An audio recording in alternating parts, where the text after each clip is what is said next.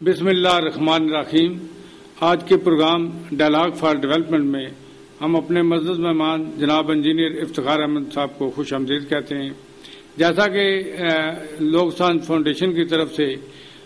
دیہاتوں اور کسانوں کی ترقی کے لیے ایک مکالمے کا سلسلہ شروع کیا گیا ہے، اور اس مکالمے میں ان مہمانوں کو دعوت دی جاتی ہے جو عملی طور پر پاکستان کی تقدیر بدلنے کے لیے پاکستان کے اصل پاکستان یعنی کہ دیہی پاکستان اور رورل پاکستان کے لیے منصوبے بھی بناتے ہیں، عزم بھی رکھتے ہیں اور کام بھی کرتے ہیں۔ جناب افتخار صاحب، آپ یہ بتائیں، آپ انجینئر ہیں،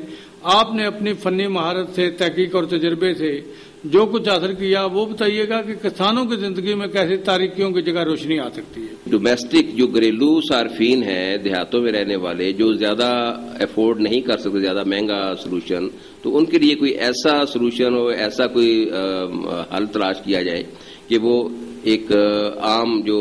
اکوپمنٹ ہے، جو عام چھوٹے لو کاسٹ اکوپمنٹ ہے، ان کو یوز کر کے اپنی ضروریات پوری کر سکیں۔ زیادہ انرجی جو جس میں کاسٹ کم آتی ہے وہ تو جیسے پہلے ہی ہم ڈسکس کر رہے ہیں کہ سولر انرجی ہے۔ اگر ایک گھر کے لیے کوئی اکوپمنٹ لگایا جاتا ہے، وہ سولر سسٹم لگایا جاتا ہے، تو اس کی کاسٹ بھی اتنی آتی ہے جتنا کہ کم سے کم ایک بلب یا ایک پنکھا چلائیں اگر، تو جتنی کاسٹ ہے اسی پہ آپ 4-5 پنکھے یا بلب چلا سکتے ہیں، زیادہ لائٹ چلا سکتے ہیں۔ تو اس سے بہتر ہے، میرا مشورہ یہ ہے کہ ایک سسٹم لگوا لیا جائے اور اس میں 3-4 گھر اس کو شیئر کر لیں، مل بانٹ کے آپس میں وہ خرچہ ان کا اس میں تقسیم ہو جائے گا اور وہ سارے گھر اس سے فائدہ اٹھا سکتے ہیں، ایک سسٹم لگا لیں۔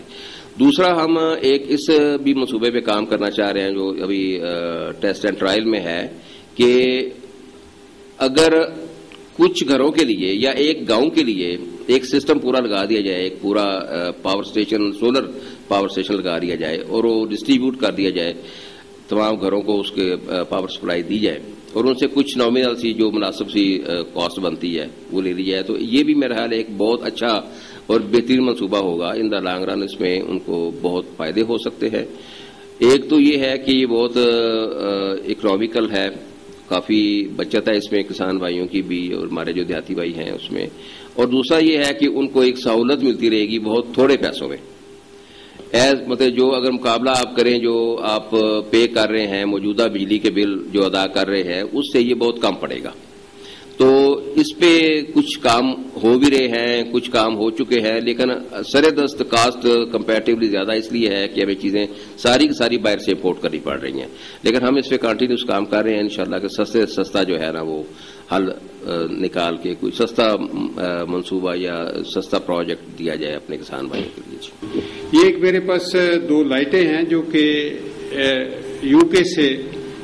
آئی ہیں، اور ان کی قیمت جو ہے، یہ جو عام سی لائٹیں ہیں، قیمت جو ان کی ہے تقریباً 4 سے 5 پاؤنڈ بنتی ہے، جو کہ پاکستانی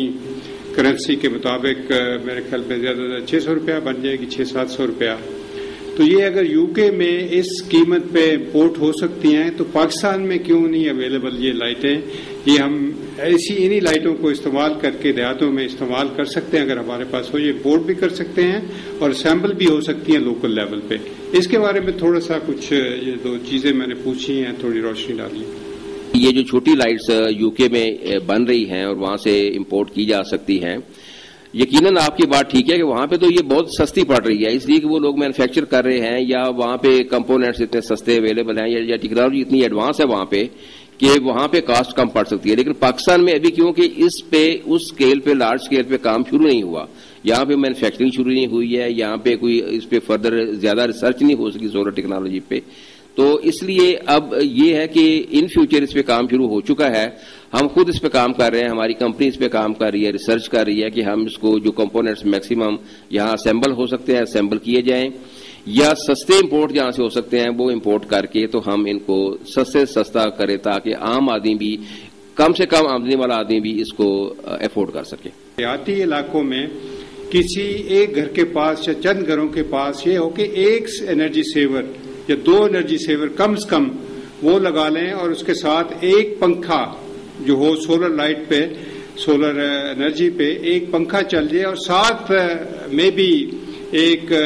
ٹیلی فون چارج کا ہو جو اس پہ ہو سکے۔ یہ منیمم ان کی ضرورت ہے، اس سے زیادہ کی شاید ضرورت نہیں ہے۔ یہ ہمارا نقطہ نظر ہے لوک سانچ کا، جو کہ ان دیہاتوں کی دیہاتی علاقوں میں مدد کرنا چاہ رہی ہے؟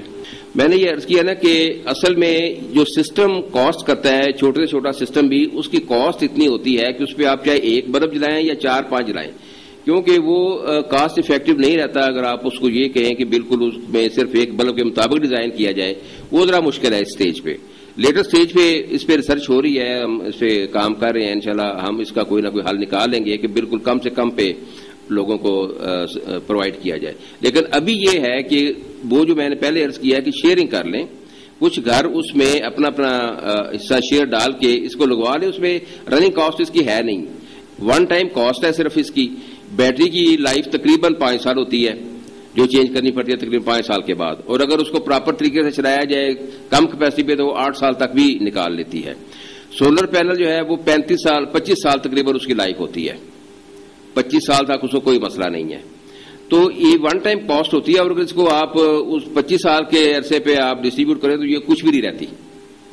تو اس لیے شروع میں تو کچھ خرچہ کرنا پڑے گا، وہ تو ایک مجبوری اس لیے ہے کہ جو بھی کمپوننٹ باہر سے آ رہے ہیں وہ ایک خاص کاسٹ پہ آ رہے ہیں، اس سے کم پہ نہیں آتے، اور وہ جو سسٹم کے لیے ریکوائرمنٹس ہیں، جو کمپوننٹس اس کے اندر لگنے ہیں، ان کو کم نہیں کیا جا سکتا سسٹم کمپلیٹ کرنے کا، اس کا ان کا ہونا ضروری ہے۔ اس لیے منیمم کاسٹ جو ہے نا وہ ضروری ہے۔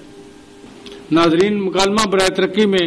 اپنے مہمان انجینئر افتخار احمد صاحب کی گفتگو آپ نے سنی۔ اگلے پروگرام میں انشاءاللہ ہم بایو گیس ٹیکنالوجی کی بات کریں گے۔ اس کے ساتھ ہی اپنے میزبان راجہ جاوید علی بھٹی کو اجازت دیجیے۔ پاکستان زندہ باد۔